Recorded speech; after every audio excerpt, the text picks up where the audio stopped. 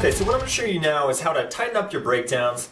You know, not a lot of engineers do this. If you were going by the old standard, you'd be basically tracking the tape, and there wouldn't be a lot that you could do as far as chopping up your guitar and making it sound like you guys are playing really, really tight, which is kind of the point of a record.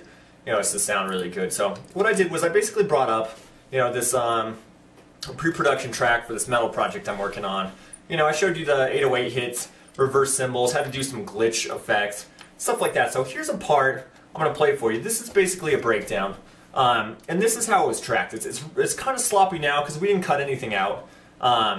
Let's go ahead and, you know, I'll play it back. Green is guitar, red is guitar, and this blue track right here is kick snare, kind of a beat machine, you know, for pre-pro. So I'll play the track for you. Here you go. And this is the raw, unedited, you know, uncleaned up breakdown part.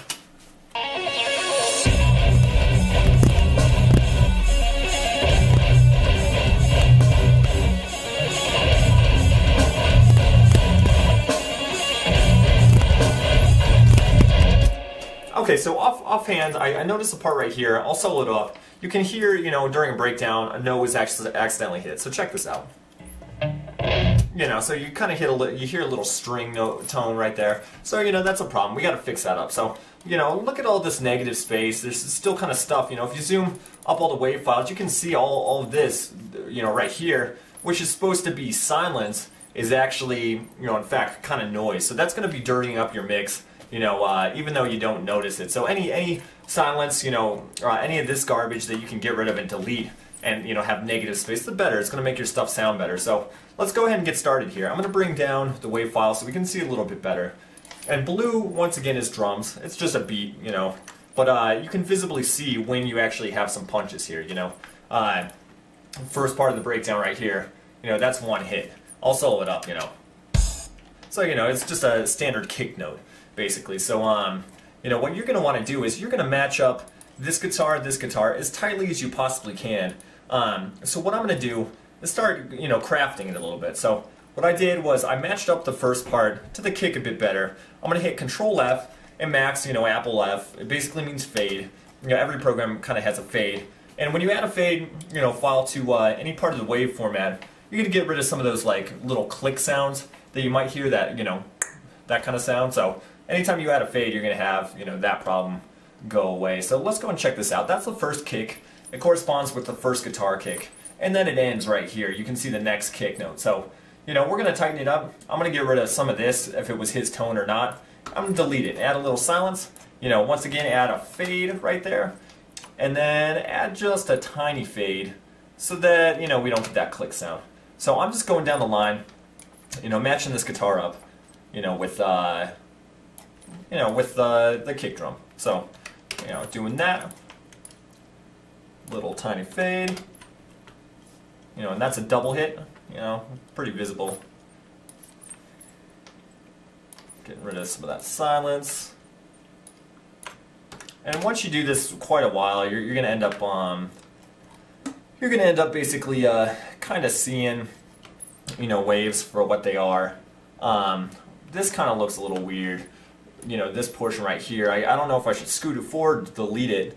You know, we'll go ahead and try it, see what it sounds like, but, you know, we'll make a visible mark to come back there if shit goes down. So you can also hit enter on the side of your computer, the tiny enter thing, and give yourself a note. You know, I'll just put in maybe push forward, and I'm really bad at typing. Okay, so I'm gonna hit OK. Got a marker right here, so we'll know that that was the part I was talking about. You know, if you look back at, you know, what we were looking at, there's visibly something happening right here. There's a lot of movement for me to be cutting that out. So I might be messing the breakdown up, or I might be doing it a favor. So let's continue, you know, and maybe come back to that if it's an issue. So, you know, once you start doing this a while, you get faster at it, you know, your momentum kind of changes a little bit. And I'm going to show you a cool little trick, you know, once we're done with this kind of first phrase. The cool thing with this song is that it's repeating, you know. It does two different notes, and basically 4 measures, you know. First two are, you know, I think open, and then the second two are No, the first two are that dissonant first fret kind of breakdown, and then the second two are actually open, so kind of does a drop. But let's go ahead and listen to this, see if we got to push that back up.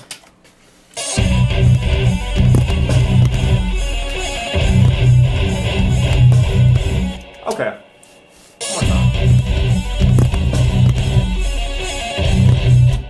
Okay, so yeah, visibly here, you know, I called it beforehand. You know, we put the marker there. That part is kind of sloppy, so, you know, what we're going to do is bring it back. I knew that we might have a problem with that. Kind of looks like it starts right about here.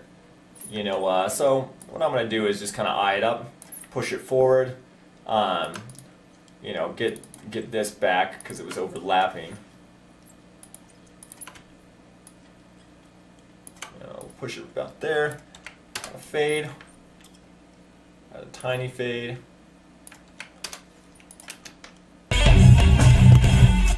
Okay, so that's sounding a little bit better. You know, you can spend a lot of time going over this stuff. I also noticed a little click. Yeah, right about here you'll notice that click I was talking about. Now, when I add that fade function, you know, Control F, it's going to get rid of that. Yeah, so gone. It's not there anymore. So, you know, for the sake of time, I'm just going to copy paste that. You know, you can get as elaborate as you want as far as going through and combing it to make perfect breakdown, you know, super, super tight. So that's better than, you know, here was the sloppy version. You know, so it already sounds tighter. So here's a cool little trick. Since it repeats twice, what I'm going to do is that first kick note, since we're you know, this guitar is to a breakdown, you know, to a beat machine, it's perfectly on time, and this would be that case if you were drumming to an actual click as well. So here's what I'm going to do. I'm copying this at the very, very first kick. You notice how close that is. So let's go ahead and move to the next one. Now this is the start of that region, so what I'm going to straight up do is I'm going to paste that whole first part exactly at that first kick. You know, and it was pushed, it was about, you know, when we zoom in, it's about there. So if you notice, it matches up perfectly with this one because it's the same region. So with the click of a button, you know, we ended up repeating that.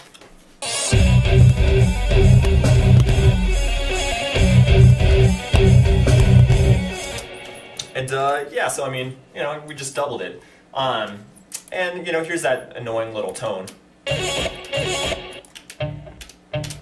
I don't think they want that in their pre-pro, you know, or final album. So what I'm going to do is, you know, of course, just kind of cut these back, you know, and have it start, you know, on that kick note like we did before. So, you know, we won't go through the second part, but that's pretty much all it comes down to, you know, as far as tightening up your breakdown, stuff like that. Your guitar matches your kick, you know, as close as you can. So that's basically the trick to tightening up, you know, breakdowns destructively in Pro Tools or editing software in general.